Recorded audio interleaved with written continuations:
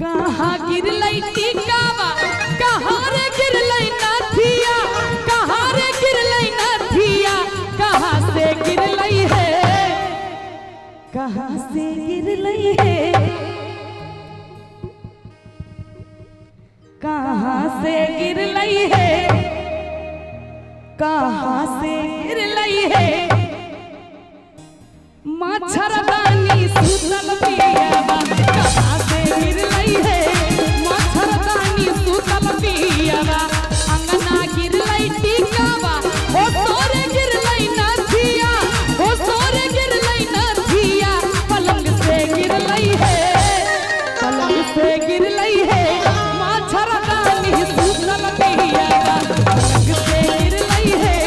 मच्छरदानी सुतल पियावा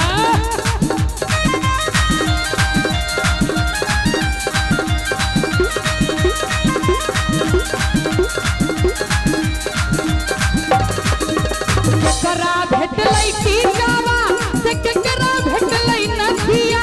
से केकरा भेटलई नथिया से केकरा भेटलई है से केकरा भेटलई है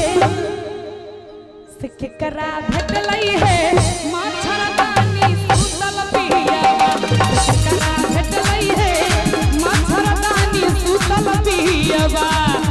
अंत में कहै छथिन सासू के भेटलई टीकावा ननद के भेटलई नाथिया ननद के भेटलई नाथिया सौतिन के भेटलई है। आगू में हमर किछ माय बहिन सब छथिन बड़ा एंजॉय करै छथिन ई गीत के साउस ननद वाला गीत लगभग महिला सब एंजॉय करै छथिन। अरे सासू के भेटलई टीकावा हे ननद के भेटलई नथिया ननद के भेटलई नथिया सौतिन के भेटलई है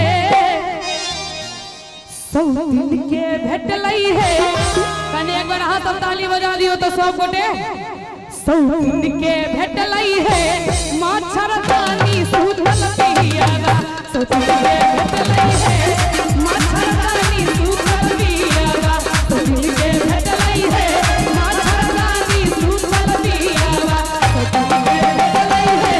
मच्छरदानी सुतल पियावा सौतिन के भेटलई है मच्छरदानी सुतल पियावा सौतिन के भेटलई है मच्छरदानी सुतल पियावा सौतिन के भेटलई है। घूम फिर कर जते कत एते तो हमरे लग